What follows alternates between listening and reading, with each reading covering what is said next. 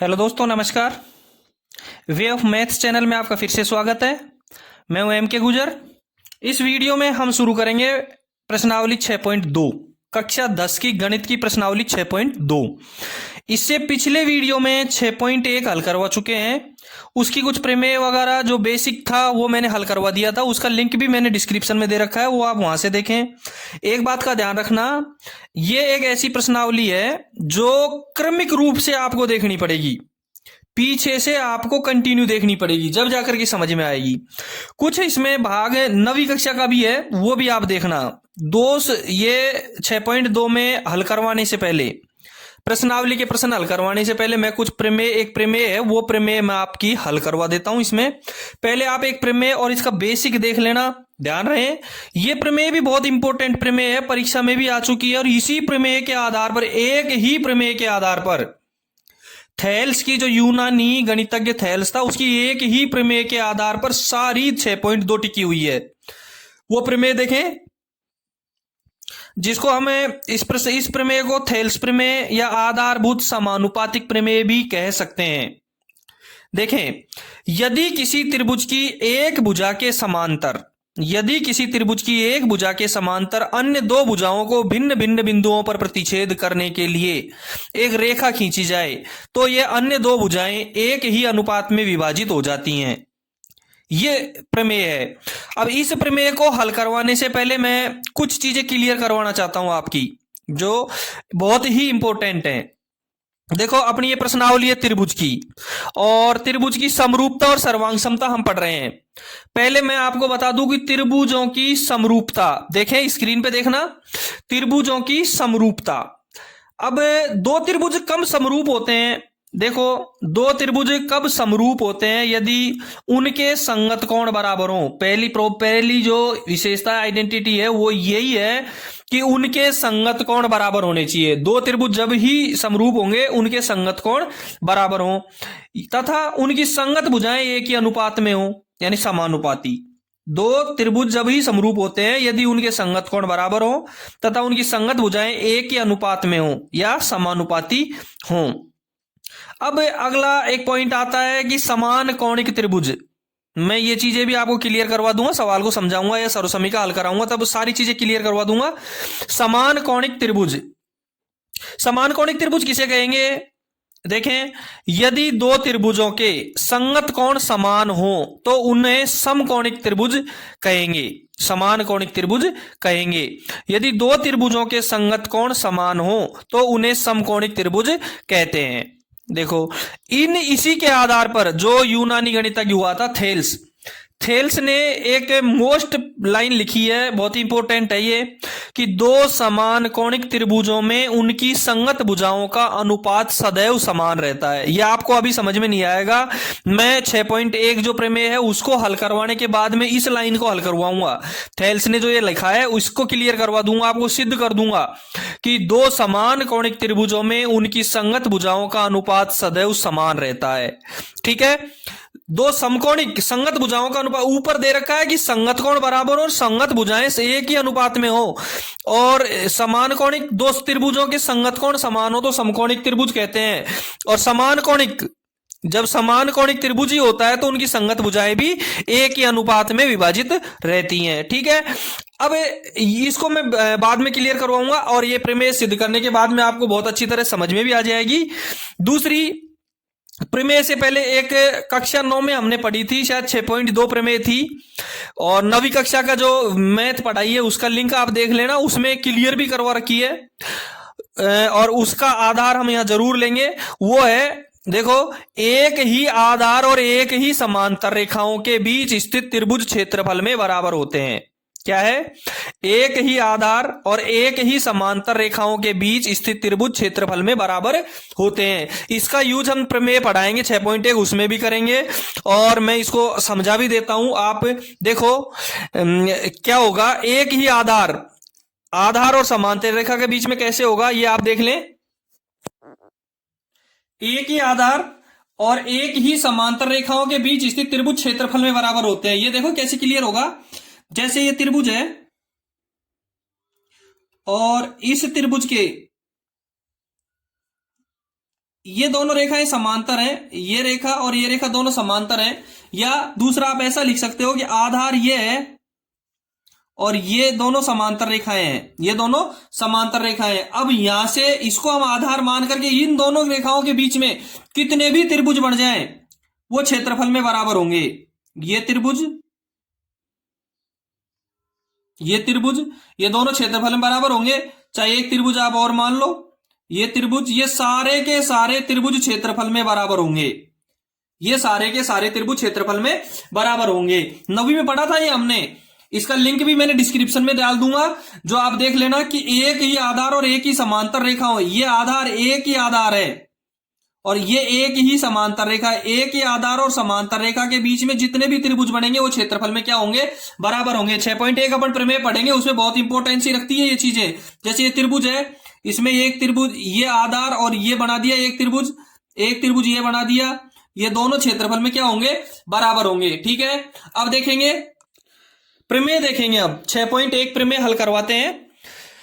यदि इस प्रमेय को थेल्स प्रमेय या आधारभूत समानुपातिक प्रमेय भी कहेंगे। ठीक है, लिखेंगे। प्रमेय है हमारी, देखो, यदि किसी त्रिभुज की एक भुजा के समांतर, किसी त्रिभुज की एक भुजा के समांतर अन्य दो भुजाओं को भिन्न भिन्न बिंदुओं पर प्रतिच्छेद करने के लिए एक रेखा खींची जाए तो ये अन्य दो भुजाएं एक ही अनुपात में विभाजित हो जाती हैं। इस प्रमेय के आधार पर ही सारी प्रश्नावली क्लियर होती है। इस प्रमेय के आधार पर ही हमारी 6.2 सारी प्रश्नावली क्लियर होती है। अब देखेंगे इसका हल, ये क्लियर देखेंगे।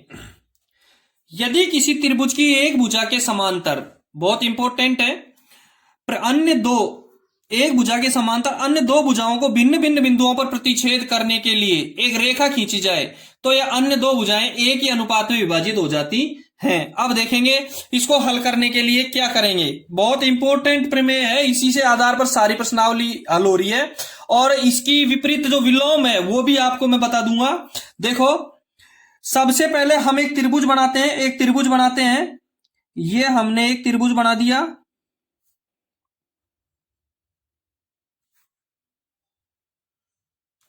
एक त्रिभुज बना देता है, इसका नाम रख देते हैं ABC। दूसरा, एक भुजा के समांतर BC के समांतर हम एक रेखा खींच देते हैं DE। BC के समांतर हम एक रेखा खींच देते हैं DE। सवाल को अच्छी तरह एक बार, दो बार, चार बार, जितनी भी बार लिख लिख करके हल करोगे उतना ही तुमको फायदा रहेगा। अच्छी तरह समझ लेना। चैनल को अभी सब्सक्राइब नहीं किया है तो एक बार सब्सक्राइब जरूर कर देना। ABC और DE, ध्यान रहे, BC के समांतर DE है। DE और BC दोनों क्या है, समांतर हैं। समांतर अन्य भुजाओं को दो भिन्न भिन्न बिंदुओं पर AB को D पर विभाजित करती है ये रेखा, AC को E पर विभाजित करती है ये रेखा। करने के लिए एक रेखा खींची जाए, ये रेखा खींच दी तो अन्य दो भुजाएं एक ही अनुपात में विभाजित होती हैं। हमको सिद्ध करना है कि AD में और DB में जो अनुपात है वही अनुपात AE में और EC में होगा। यदि ये समझ में आ गया तो आपको 6.2 भी समझ में आ गई। दे क्या रखा है, अब देखो हल कैसे करेंगे। सबसे पहले हम लिखेंगे दिया है, 6 नंबर का सवाल आएगा परीक्षा में यदि प्रमेय आ गई तो। दिया है, क्या दिया है, हमको दिया है कि DE और BC दोनों समांतर हैं। BC समांतर DE, ये दिया है। क्या दिया है, BC समांतर DC। हमको दे रखा है भुजाओं के, किसी त्रिभुज की एक भुजा के समांतर, हमने भुजा समांतर कर दी, DE को BC के समांतर कर दिया है। ठीक है, अब देखेंगे सिद्ध क्या करना है। सिद्ध करना है, हमको सिद्ध करना है कि AD और DB में जो अनुपात है वही अनुपात AE में और EC में है। सिद्ध करना है AD अनुपात DB बराबर AE अनुपात EC, ये हमको सिद्ध करना है। AD अनुपात DB बराबर AE अनुपात EC। अब देखेंगे हमको इसमें थोड़ा सा कंस्ट्रक्शन करना है, थोड़ी सी रचना करनी है इसमें। अब रचना क्या करेंगे वो भी मैं बता देता हूं आपको। रचना हमको लिखनी भी पड़ेगी, यहाँ रचना जो हम करेंगे वो हमको रचना यहाँ लिखनी भी पड़ेगी। ये रचना लिख देंगे, पहले रचना कर देते हैं उसके बाद में हम रचना लिख देते हैं। सबसे पहले हम बी को ई से मिलाएंगे, बी को ई से मिलाएंगे, सबसे पहले हम बी को ई से मिलाएंगे, उसके बाद डी को सी से मिलाएंगे, डी को सी से मिलाएंगे और रचना में लिखेंगे। सबसे पहले हमने क्या किया है, बी को ई से तथा डी को सी से मिलाया। पहली रचना की है बी को ई से व सी को डी से मिलाया।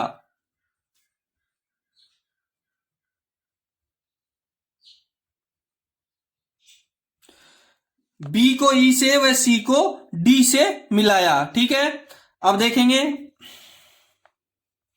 दूसरी रचना हमको क्या करनी है। दूसरी रचना हम करेंगे, हम एक डी से ए ई पर एक लंब डालेंगे और ई से ए डी पर एक लंब डालेंगे। डी से ए डी पर एक लंब डालेंगे। लंब का मतलब समझते हो, जहां 90 डिग्री का कोण बन रहा है। डी से इसमें एक लंब डाला और हमने यहां अंकित किया एन, और ई से डी से ए ई पर डाला और ई से ए डी पर डाला, जिसको नाम दिया हमने एम।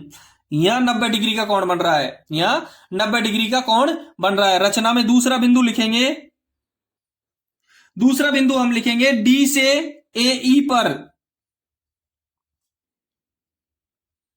जो काम कर रहे हो आप उस चित्र में जरूर देखना। डी से ए ई पर लंब डाला, लंब डी एन डाला, डी एन खींचा। दूसरा वह ई से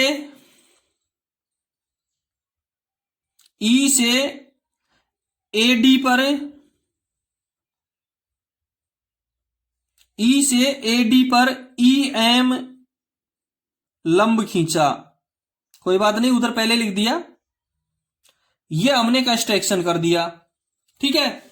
यह हमने रचना कर दी। अब हम सवाल को हल करेंगे, अब हम सवाल को हल करेंगे, सिद्ध करेंगे कि ए डी में और डी बी में जो अनुपात है वही अनुपात ए ई में और ई सी में होगा। यह हमको सिद्ध करना है। देखें, सिद्ध करने के लिए लिखेंगे उपपत्ति। अब उपपत्ति में देखेंगे भैया, पहले हम एक चीज बताएंगे कि एक त्रिभुज का क्षेत्रफल का सूत्र क्या होता है। और त्रिभुज का क्षेत्रफल का सूत्र होता है 1/2 आधार गुणा ऊंचाई। अब देखेंगे त्रिभुज एडीई, ध्यान से देखेंगे, मैं बोल रहा हूं आप चित्र की तरफ देखेंगे। त्रिभुज एडीई का क्षेत्रफल और त्रिभुज का क्षेत्रफल का सूत्र होता है 1/2 गुणा आधार गुणा ऊंचाई। 1/2 आधार गुणा ऊंचाई। अब 1/2 आधार गुणा ऊंचाई क्या होगा, एडीई का। एडीई कहां है, एडीई, ये त्रिभुज में एडीई में एडी जहां पे लंब डला है वो तो आधार है, एडी तो आधार है और ई एम इसकी ऊंचाई है, ये लंब है इसकी ऊंचाई है, बराबर 1/2 गुणा एडी गुणा ई एम, एडी गुणा ई एम। इसको हम लिखेंगे समीकरण नंबर 1। हमको सिद्ध करना है ये एडी बटा डीबी बराबर एई बटा ईसी, इसलिए समीकरण नंबर 1। दूसरा आगे लिखेंगे डीबीई, जैसे एडीई वैसे डीबीई। पहले हम इस लाइन के सारे त्रिभुजों का हल निकाल लेते हैं। डीबीई ये त्रिभुज है, डीबीई ये भी एक त्रिभुज है, इधर से इधर ये दोनों लाइन हो गई और ये तीसरी लाइन हो गई। डीबीई का क्षेत्रफल है,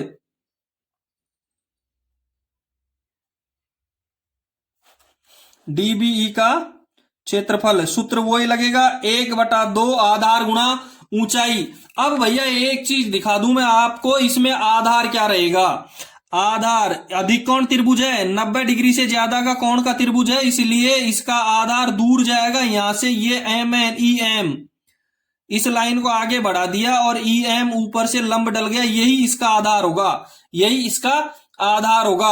आधार हो गया डीबी और ये इसका लंब हो गया। ऊंचाई यही काउंट करेंगे इसकी EM, 1/2 गुणा आधार DB गुणा ऊंचाई EM। समीकरण नंबर 2, समीकरण नंबर 2 एक बार और बता देता हूं। DBE में DB आधार हो जाएगा और ऊंचाई हम यहां से लेंगे क्योंकि अधिक कोण त्रिभुज है। कैसे है ये देखो, जैसे ये त्रिभुज है ये,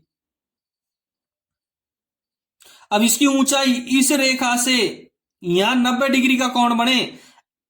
अब इस रेखा को आगे बढ़ा करके ये 90 डिग्री का कोण बना करके ये लंबाई ले ली, ये इसका लंब रहेगा, ये इसका लंब रहेगा, ये इसका लंब रहेगा।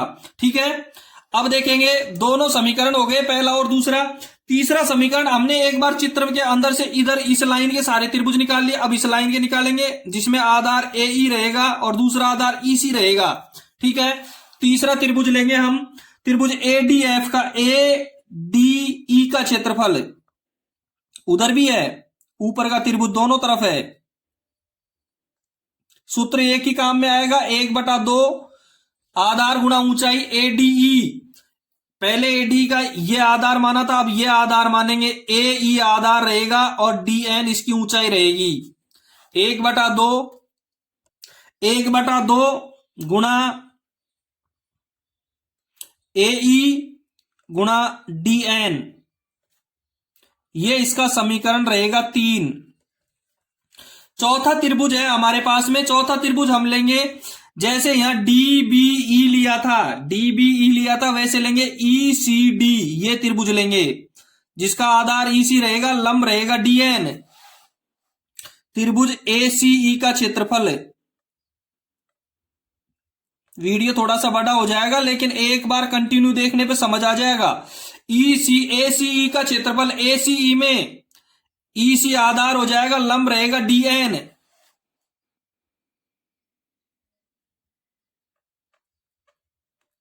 और ये समीकरण हो गया 4, समीकरण नंबर 4। इसके बाद हमारे चित्र का काम पूरा हो जाता है, हमारे पास में 4 क्षेत्रफल आ गए चारों त्रिभुज के। अब देखेंगे आगे हमको इनसे हल करके लेके आना है AD/DB बराबर AE/EC, ये हमको लेके आना है। देखो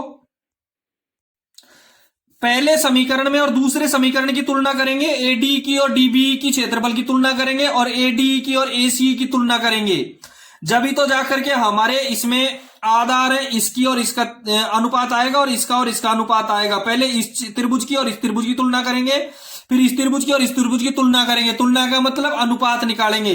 ठीक है, जब जाकर के दोनों का अनुपात प्राप्त हो जाएगा हमको, देखेंगे दोनों त्रिभुज AB पर दोनों त्रिभुज हैं, आप चाहे एक कागज में बना करके क्लियर उतार लेना, तुम्हारी समझ में आ जाएगा बिल्कुल तरीके से। सबसे पहले लिखेंगे समीकरण 1 व 2 की तुलना करने पर, समीकरण 1 और समीकरण 2 इनका अनुपात निकालेंगे। पहले समीकरण 1 और समीकरण 2 का क्या निकालेंगे, अनुपात निकालेंगे। समीकरण 1 में दे रखा है ADE का क्षेत्रफल, त्रिभुज ADE का क्षेत्रफल बटा समीकरण 2 में दे रखा है त्रिभुज DBE का क्षेत्रफल। दोनों के क्षेत्रफल का अनुपात निकालेंगे।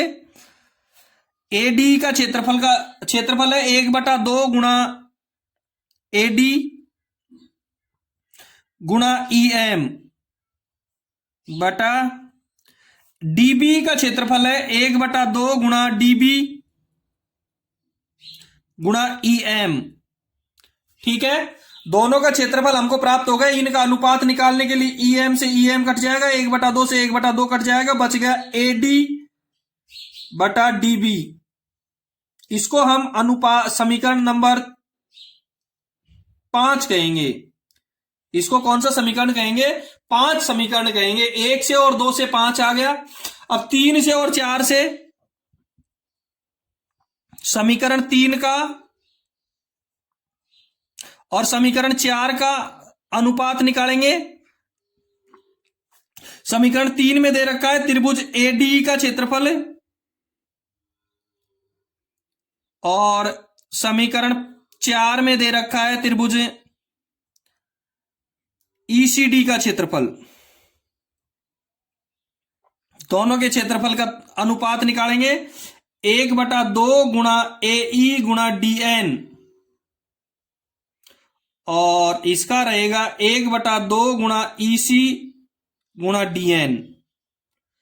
ये कट जाएंगे, दोनों कैंसल आउट हो जाएंगे। AE/EC समीकरण 6 हो जाएगा। समीकरण 6 हो जाएगा। AD का क्षेत्रफल और DB का क्षेत्रफल का अनुपात होगा AD/DB। AD का क्षेत्रफल और ECD का हो गया AE/EC। अब मैंने थोड़ी देर पहले ये आपको बताया है कि एक ही आधार और एक ही समांतर रेखा के बीच स्थित त्रिभुज क्षेत्रफल में बराबर होते हैं। क्षेत्रफल में बराबर होते हैं। मैं आपको चित्र की तरफ फिर से ले जा रहा हूं। अपने त्रिभुज में ऊपर का त्रिभुज मैंने हटा दिया है, नीचे का त्रिभुज जिसके ऊपर त्रिभुज है ए वाला, उसको हटा दिया है। मैं इस त्रिभुज में ही समझा देता हूं। एक बार यहां लिख देता हूं कि एक ही आधार, ये चित्र मैंने आपको समझाने के लिए लिखा है। एक ही आधार व समांतर रेखा के बीच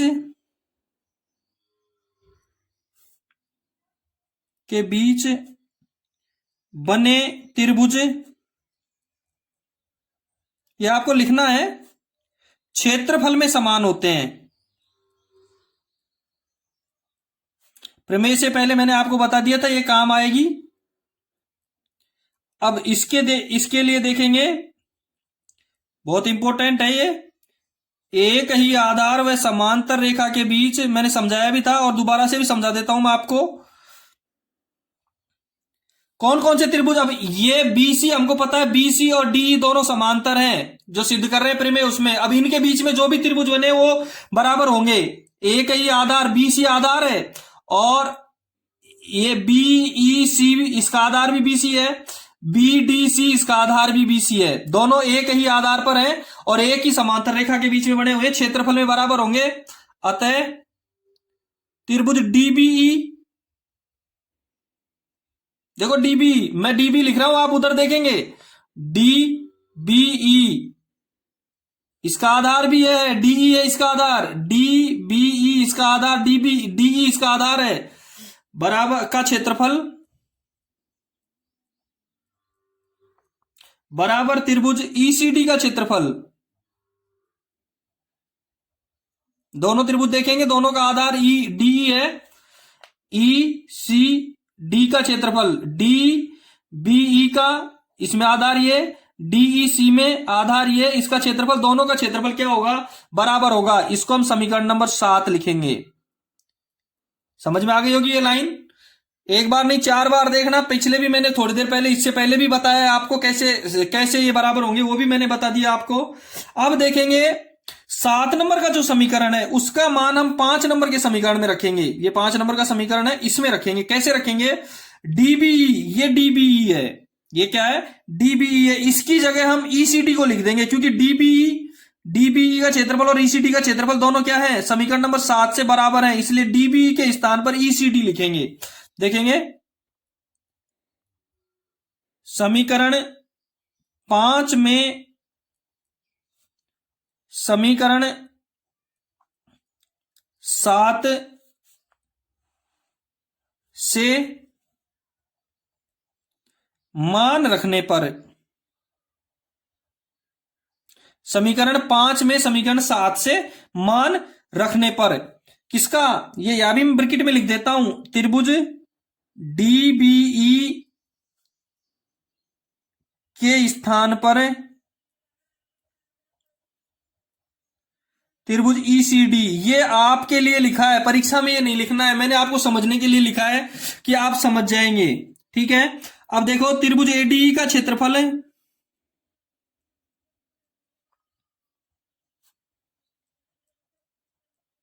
बटा त्रिभुज DBE के क्षेत्रफल की जगह, DBE का क्षेत्रफल की जगह हम लिखेंगे ECD का क्षेत्रफल।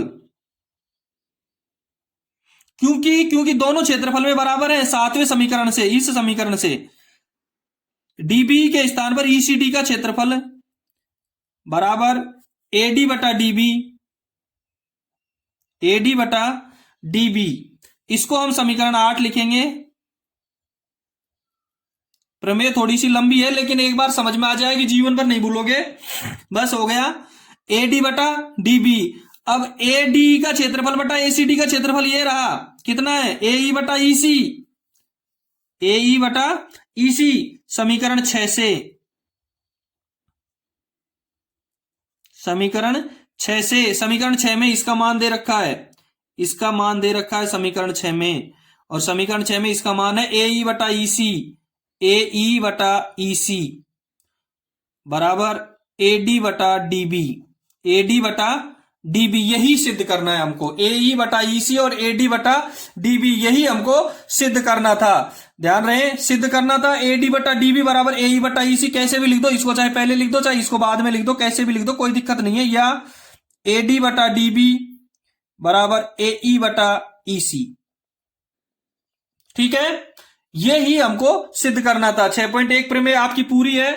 अब इसके बाद में हमें आपको पहला प्रश्न पढ़ाएंगे, पहला क्वेश्चन पढ़ाएंगे। और मैंने आपको इससे पहले भी मैंने एक बार बताया था कि 9वीं में एक, इससे पहले समान कोणिक त्रिभुज की जो एक प्रमेय थी, छोटी सी प्रमेय है कि दो समान कोणिक त्रिभुजों में उनकी संगत भुजाओं का अनुपात सदैव समान रहता है। दो समान कोणिक त्रिभुजों की संगत भुजाएं सदैव समानुपाती होती हैं या समानुपात में होती हैं। वो भी मैं आपकी क्लियर करवा देता हूं प्रश्नावली से पहले, वो भी आप देखें। इसमें मैं क्लियर करवा देता हूं कि दो समान कोणिक त्रिभुजों की संगत भुजाएं सदैव समानुपाती होती हैं। ये देखो किसी परीक्षा के लिए नहीं है लेकिन अपने को बहुत इंपॉर्टेंट है, आगे बहुत काम आएगा, एक दो सवालों में है, इसलिए आपको समझ में आना जरूरी है। एग्जाम में नहीं है, नहीं आएगा, हो सकता है आ जाए, आएगा नहीं है, इतना इंपॉर्टेंट नहीं है, लेकिन आपको समझ में आना बहुत जरूरी है, ये भी आप समझ लेना। देखें, दो समान कोणिक त्रिभुजों की संगत भुजाएं सदैव समानुपाती होती हैं। चैनल को एक बार सब्सक्राइब जरूर करना। देखेंगे, समान कोणिक त्रिभुजों की संगत भुजाएं सदैव समानुपाती होती हैं। इसको देखो कैसे सिद्ध करेंगे। मैं एक त्रिभुज बना देता हूं आपको, ये त्रिभुज है। अब A, B और C, D, E देखेंगे। सबसे पहले दिया है, सिद्ध करने के पहले लिखेंगे दिया है, क्या दिया है, त्रिभुज ADE, दो त्रिभुज है इसमें ADE और ABC, त्रिभुज ADE एंड त्रिभुज ABC समान कोणिक है। क्या है, समान कोणिक है। समान कोणिक क्या मतलब होता है कि इनके कोण समान है, इनके कोण समान है। जब इनके कोण समान है तो देखेंगे समान कोणिक है, अतः कोण A बराबर कोण A, दोनों कोण एक का A ही है, एक ही कोण है, इसलिए दोनों समान कोणिक है, एक ही है दोनों में। दूसरा कोण D और कोण B, कोण D बराबर कोण B और कोण E बराबर कोण C। ये दोनों तो इसलिए समान है क्योंकि संगत कोण है। ये पिछली कक्षाओं में हमने पढ़ लिया है संगत कोण क्या किसे कहते हैं, यह लिंक भी दे रखा है, आप लिंक भी देख लेना पिछले के डिस्क्रिप्शन में। इसमें इन कोणों की विशेषताएं, जो पीछे की संगत कोण बराबर क्यों है, एक ही लाइन में एक ही समांतर रेखा पर बन रहे हैं।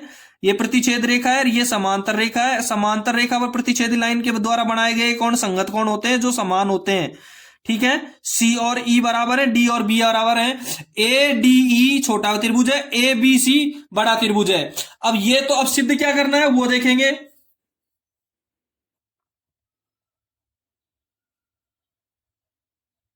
सिद्ध हमको करना है सदैव समानुपाती होती हैं। AD और AB, AE और AC दोनों समान अनुपात में, ये सिद्ध करना है।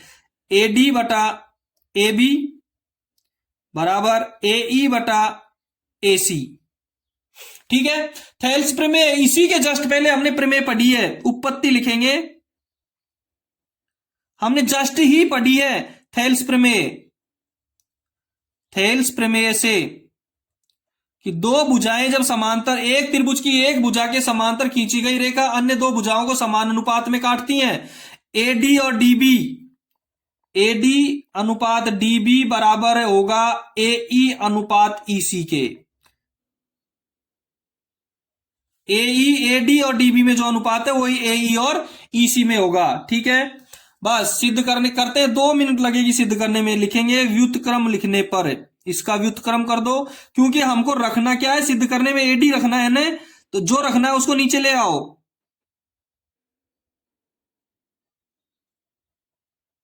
डीबी बटा एडी बराबर ईसी बटा एई। ठीक है, दोनों तरफ एक जोड़ने पर, दोनों तरफ क्या जोड़ दो, एक जोड़ने पर डीबी बटा एडी प्लस 1 बराबर ईसी बटा एई प्लस 1। एक जोड़ दिया दोनों तरफ, एडी का लघुत्तम इधर आएगा एडी, डीबी यू का यू आ जाएगा, और 1 की जगह एडी 1 से गुणा होकर के एडी, इधर एलसीएम एई, उधर ईसी आ जाएगा, प्लस 1 की जगह एई आ जाएगा। डीबी और एडी, डीबी और एडी दोनों जुड़ करके क्या हो जाएंगे, एबी हो जाएगा बटा एडी, ईसी और एई दोनों जुड़ करके एसी हो जाएगा बटा एई। सिद्ध हमको करना है, उल्टा करना है, डीबी ऊपर एबी नीचे, सिद्ध करना है एडी बटा एबी, एडी बटा एबी, एडी नीचे है एबी ऊपर है, सीधा सा है। व्युत्क्रम करने पर, व्युत्क्रम करेंगे तो नीचे की संख्या ऊपर और ऊपर की संख्या नीचे हो जाएगी। एबी बटा एडी, एडी बटा एबी, एडी बटा एबी बराबर एई बटा एसी। यही सिद्ध करना था। आपकी एक प्रमेय कंप्लीट हो चुकी है इस वीडियो में। अगले वीडियो में इसी प्रश्नावली का क्वेश्चन नंबर 1 से हल करवाएंगे, वो आप देख लेना। वीडियो को लाइक और शेयर जरूर करना, 1 बार 2 बार 3 बार रट लेना इसको, बहुत इंपॉर्टेंट प्रमेय है। अगले वीडियो में अगली प्रश्नावली हल कर, इसी प्रश्नावली का पहला क्वेश्चन हल करवाएंगे। पिछले वीडियो के लिंक मैंने सारे डिस्क्रिप्शन में डाल रखे हैं, वो आप वहां से देख लेना। लाइक और शेयर करें, और चैनल को अभी सब्सक्राइब नहीं किया तो एक बार सब्सक्राइब जरूर करें। धन्यवाद।